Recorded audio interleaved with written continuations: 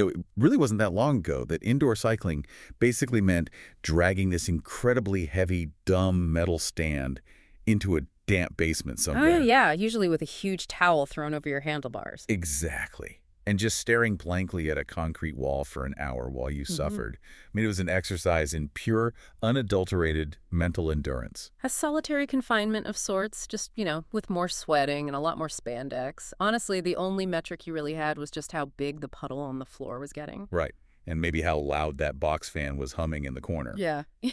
But, well, fast forward to today, and that basement wall has completely transformed into this massive billion-dollar technological battleground.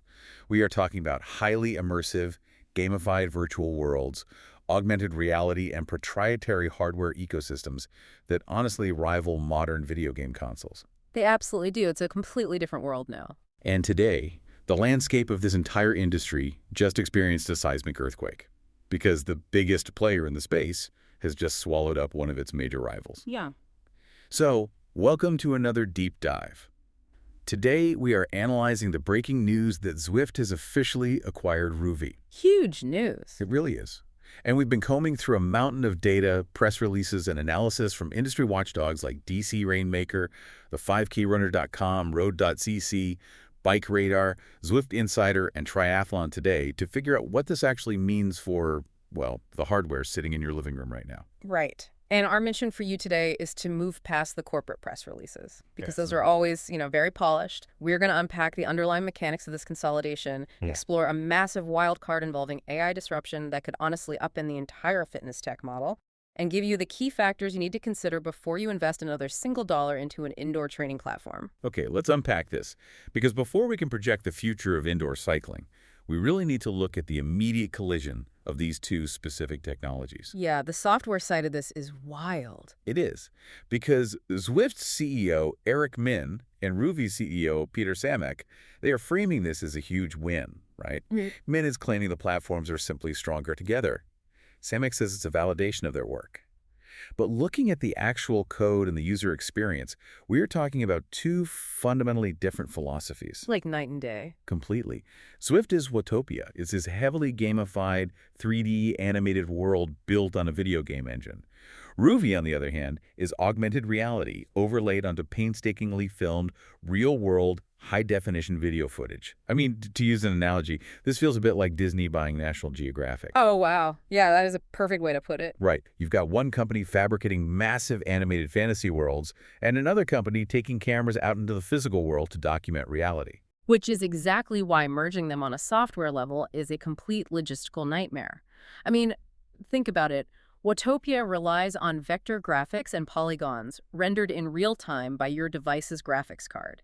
It has to calculate the physics of thousands of avatars simultaneously. Right. It's a massive multiplayer game, essentially. Exactly. But Rouvy, on the other hand, relies on pre-recorded 4K video. So the software has to dynamically sync the playback frame rate of that video with your actual physical pedal speed while somehow overlaying 3D writer avatars onto a 2D video plane. Which sounds incredibly complicated. It is. These two software architectures are fundamentally incompatible. So when we hear all this PR talk about them keeping independent roadmaps, that isn't just corporate generosity. It's a strict technical necessity. Yeah, they literally have no other choice. Right. They can't just smash Watopia and a Rouvy video of the Italian Alps into the same app without rewriting everything from scratch.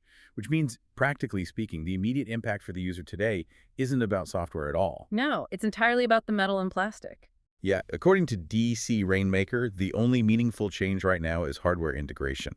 So Zwift-ready trainers, the Zwift Click, the Zwift Cog, and those Zwift ride frames now finally work seamlessly with Rouvy. And we really need to look at the mechanism behind that integration because it reveals a deep, deep irony in how this whole industry operates. Oh, absolutely. It's fascinating. Because historically, a smart trainer communicated with a training app using this open Bluetooth standard called FTMS.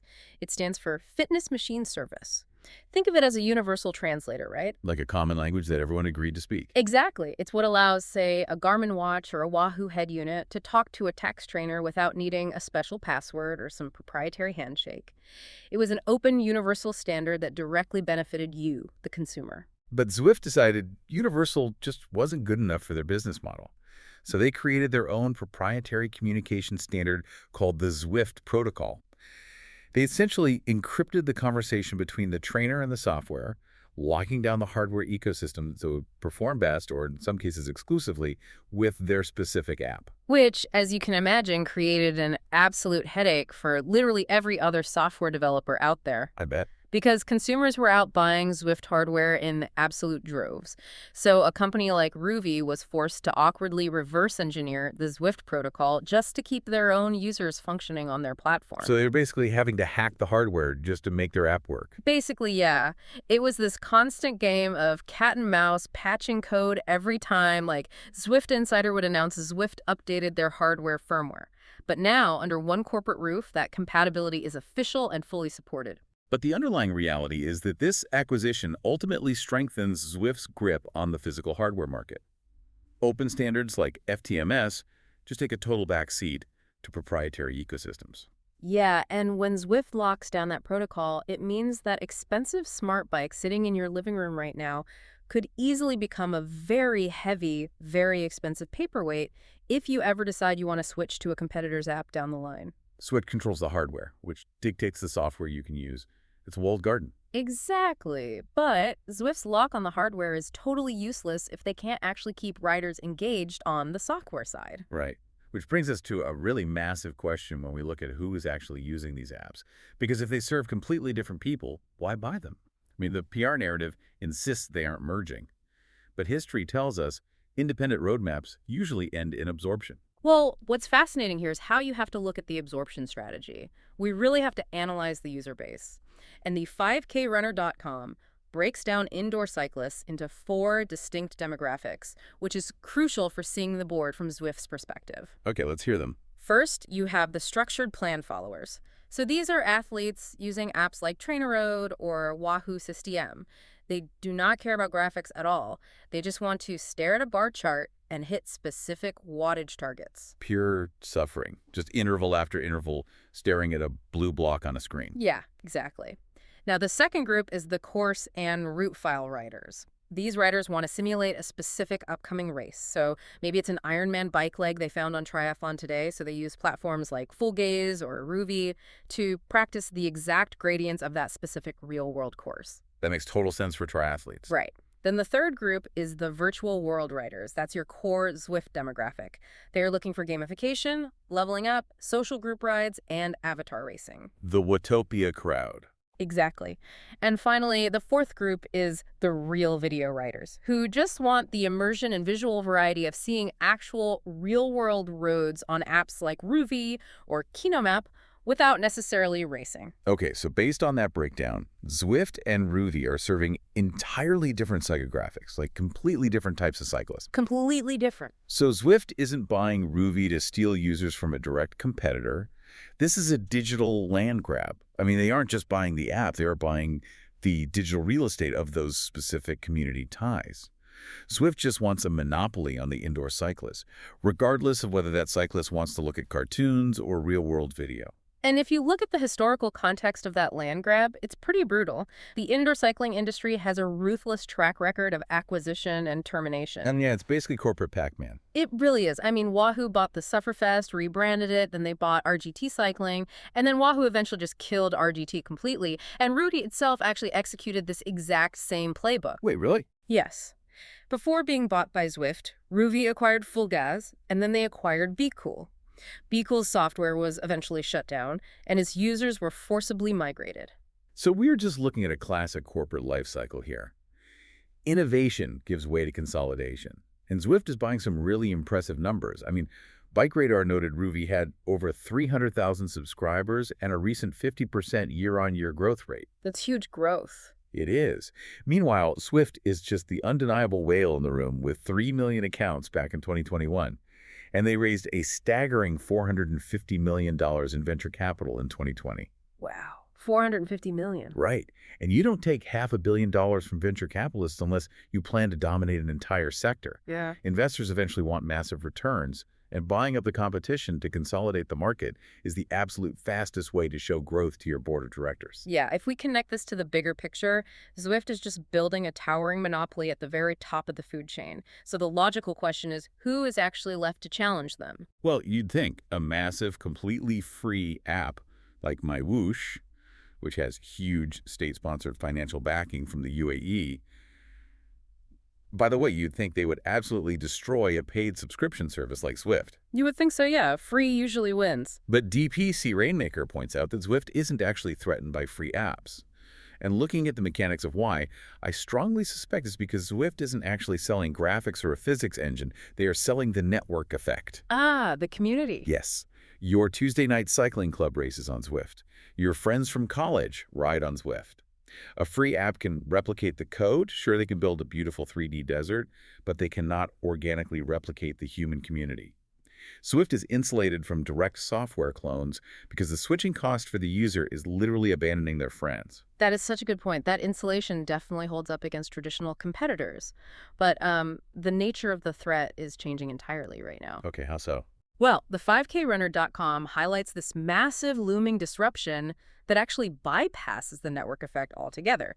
They are talking about AI defragmentation. Ooh, AI. Of course it comes back to AI. Right. But this is the wild card that the corporate giants might not be fully prepared for because the barrier to entry for building a functional indoor cycling app is absolutely collapsing as we speak. Here's where it gets really interesting.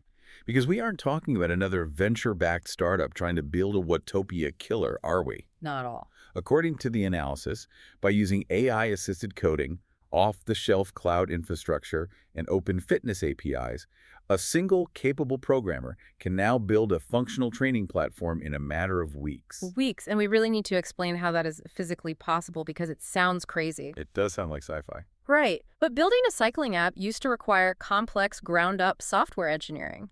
But physics engines for cycling are, at their core, just basic mathematical formulas. Like calculating aerodynamic drag. Exactly. Drag, simulated gravity on a gradient, rider weight, and then translating that raw wattage data from your smart trainer into virtual speed. Today, an AI can generate the code to bridge that math into a commercial game engine like Unity almost instantly. Wow. And furthermore, modern APIs, application programming interfaces, make data transfer basically plug and play. An API is essentially a digital menu. So the Unity game engine asks the smart trainer for data, like current wattage, and the API just serves it up. AI can write the connective tissue between these existing systems without breaking a sweat.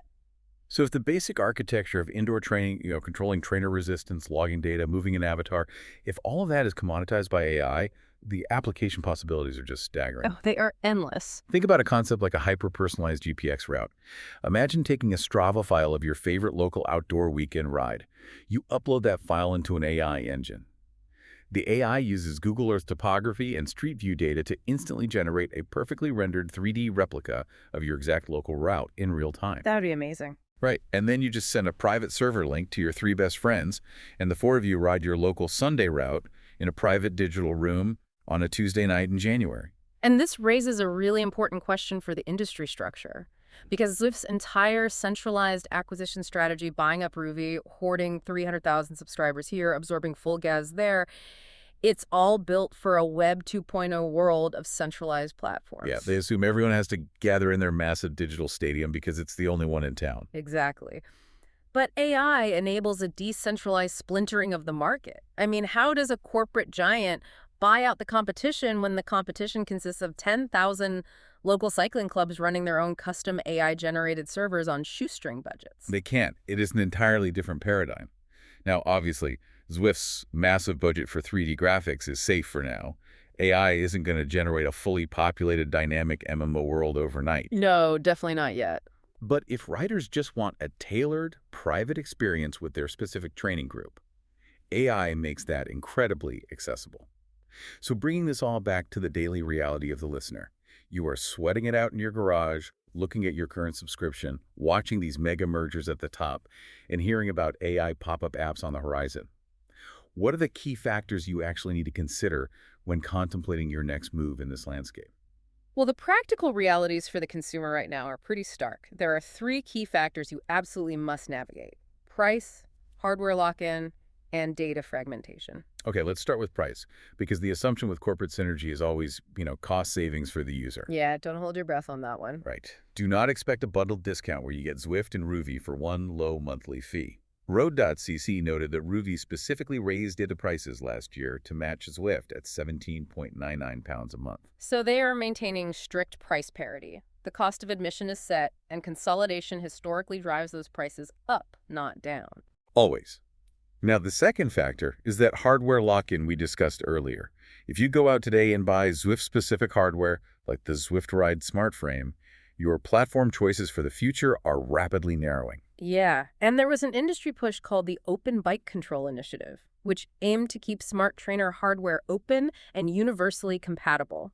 They were essentially fighting to keep things like the FTMS standard alive. But with Rouvy being absorbed by Zwift, that open source initiative just lost one of its major commercial allies. Yeah. You are buying into an Apple-style ecosystem approach now. Once you commit to the proprietary hardware, leaving the software becomes financially painful. Very painful. And the third issue is data fragmentation, which is a massive headache for athletes who track their training load. Oh, this is a big one. It is. Let's say you ride Zwift on Tuesday for the social group ride, and then you fire up Rouvy on Thursday because you want to pre-ride a specific Ironman route with real video.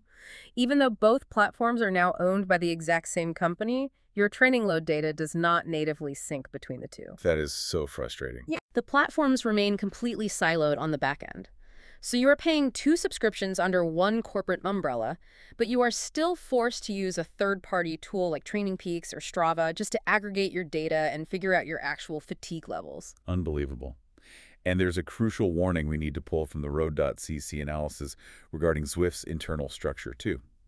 We talked about their $450 million in venture capital, but they have also experienced serious financial turbulence recently. Yeah, they had some rough patches. Really rough.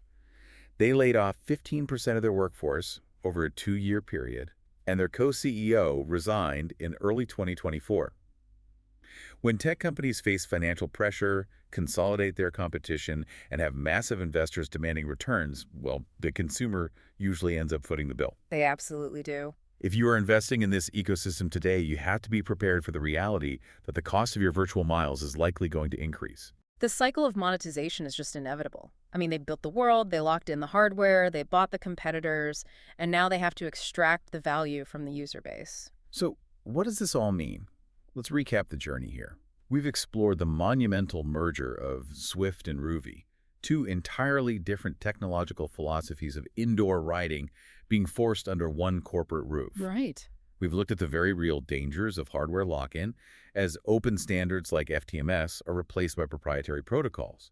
We've examined the industry's historical tendency to buy up and kill off competing apps to hoard user demographics. Pac-Man style. Exactly.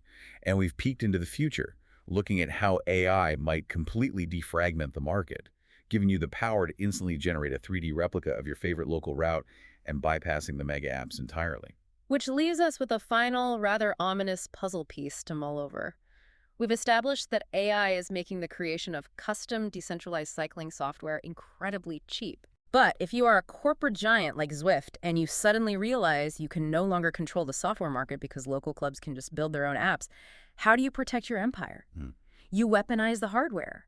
Will the big corporate giants stop fighting over software features and instead turn their smart bikes into impenetrable walled gardens? Imagine a scenario 3 years from now. Your local cycling club uses AI to build a brilliant custom training environment. But when you go to pair it, your expensive proprietary smart bike simply refuses to connect to an unapproved application. Wow. The physical metal in your living room becomes the ultimate gatekeeper. Exactly. Man, so we started this deep dive talking about the old days, staring at a blank concrete basement wall while you pedal on a completely dumb trainer. It wasn't glamorous, it was lonely, and the only metric you had was a puddle of sweat. Good times. Right. But that dumb piece of metal never asked for a firmware update. It never raised its monthly subscription fee, and it never ever told you that you weren't allowed to ride it. As we pedal into this highly consolidated, AI-driven, venture capital-funded future, we might just find ourselves missing the simple freedom of that concrete basement wall.